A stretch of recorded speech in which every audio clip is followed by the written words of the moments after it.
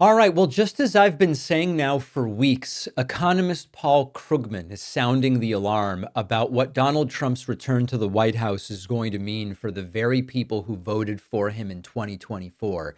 Krugman's recent commentary very much mirrors exactly what I've been saying about Donald Trump's economic agenda. And according to Krugman, a lot of Trump voters are about to get brutally scammed, and it's already starting to happen. I want to start with the bigger picture. Donald Trump's been telling his base the United States is a disaster and the United States is a laughingstock. But the truth is that by many metrics, including the ones we've talked about, the economy is in very good shape. Our recovery from COVID has been one of the most successful among liberal Western democracies. Unemployment numbers, job creation numbers, inflation numbers, stock market, it's all pretty good. Now, this doesn't change that for too many Americans, they didn't buy it, they didn't experience it, and as a result, they did not vote for Kamala Harris. Both things can be true. But Trump is now in the position of pushing for radical across the board tariffs, mass deportations that will decimate entire industries, and so many other economic policies that will be bad for a lot of his voters, all because he has been claiming the economy's no good, so I've got to take radical action. As I've said to you, we will see the numbers when Joe Biden leaves office on the 20th, and we will track Trump's economic performance. But the difficulty, as Paul Krugman explains on his Substack and in a conversation with Greg Sargent on the Daily Blast podcast, Trump is likely going to have to resort to massive levels of propaganda to justify his economic actions because the economy is doing pretty well. How do you sell extreme blanket policies that will hurt working class voters and small business owners when the economy is already pretty well, doing pretty well by most metrics? The only way to do it is to lie and to keep lying. Here's a transcript of this interview. Sargent said to Krugman, "It's funny, we often talk about Trump's working class base and his working class white voter base and so forth, but there's also a fairly large MAGA contingent represented by small business people, people who operate small manufacturing concerns and so forth. He just seems to have no concern for them at all. Aren't those people that type of Trump supporter, the reactionary small business person? Aren't those people going to get brutally scammed by tariffs here?"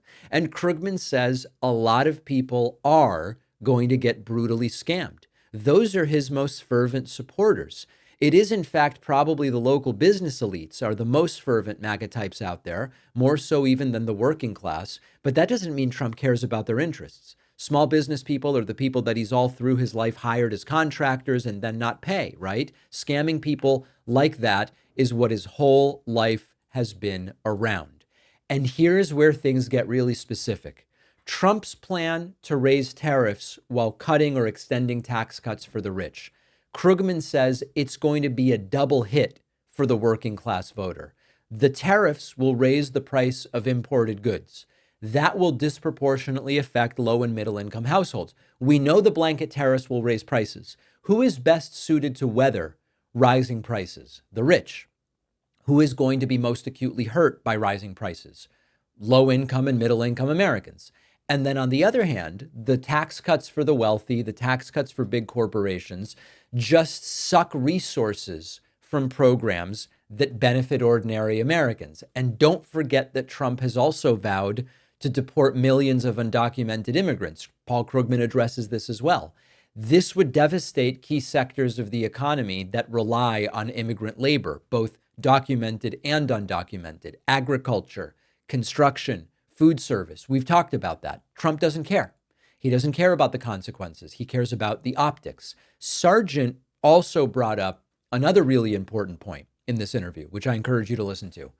A big chunk of Trump's base is small business owners and people who are relying on affordable goods and a stable workforce. So even though Trump claims to be the guy for business, if you're a small business owner and all of a sudden Trump generates this instability with the tariffs and the deportations, you also are going to end up brutally scammed by Trump's tariffs. And it's not surprising, of course, because this has been Donald Trump's MO for a very long time. Now, there's one other twist that I want to talk about here.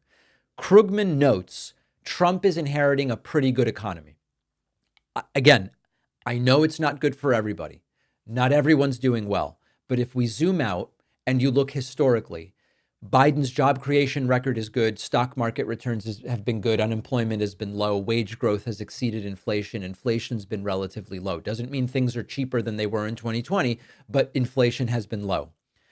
When that's the case, the logical thing would be, let's build on that success by not shaking the boat or doing extreme economic policy.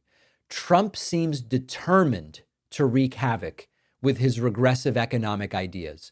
And the irony of that is that the very voters who believe Trump's promises that he's going to fight for the little guy, those are the people who are primarily going to pay the price. Trump has surrounded himself with enablers rather than experts who are going to say, sure, go ahead and do it. And the Wall Street heavyweights that could actually steer Trump away from this stuff are nowhere to be found. It is not me saying what we need is more Wall Street involved with a presidency. What we need is someone with some economic knowledge that might steer Trump in the right direction. The economists, Trump has already said they're not qualified. There are economic experts on Wall Street, and Trump usually loves Wall Street. So the reason I bring it up is not because I'm saying we need Wall Street involved.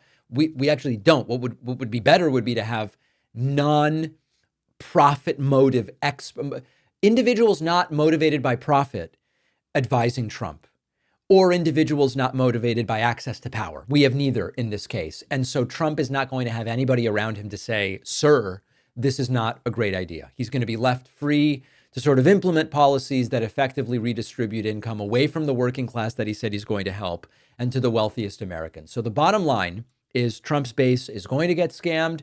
They're already getting scammed. It's going to get very bad. The economy Trump is inheriting is quite strong.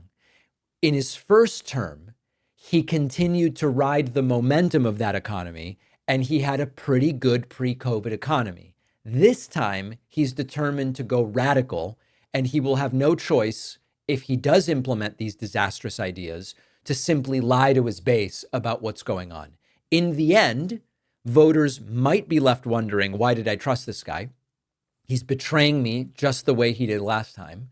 But if the propaganda game is strong enough, then they might not really care, or they might end up blaming, I don't know, some Democrat, Biden, Obama, Michelle Obama, whoever they point the finger at.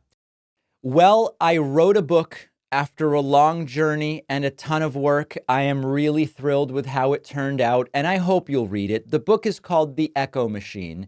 And in a nutshell, it looks at how American politics got so broken, who has already figured out solutions, and how we can try to fix it and stop the terror of Trump for the next 4 years. With Trump winning this election, The Echo Machine couldn't be more relevant, not only a warning about how we got here, but also about what might be coming and how to prevent the worst outcomes.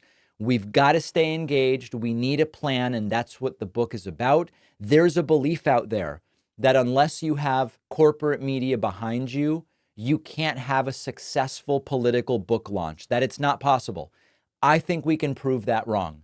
Order The Echo Machine today at davidpakman.com/echo on Amazon, Barnes & Noble, Audible, Kindle, anywhere that books, ebooks, and audiobooks are sold. You can also call any local bookstore and say, please order me The Echo Machine by David Pakman. Wherever you get the book, you'll get the free pre-order perks, including the signed book plate. Head to davidpakman.com/free book stuff after ordering.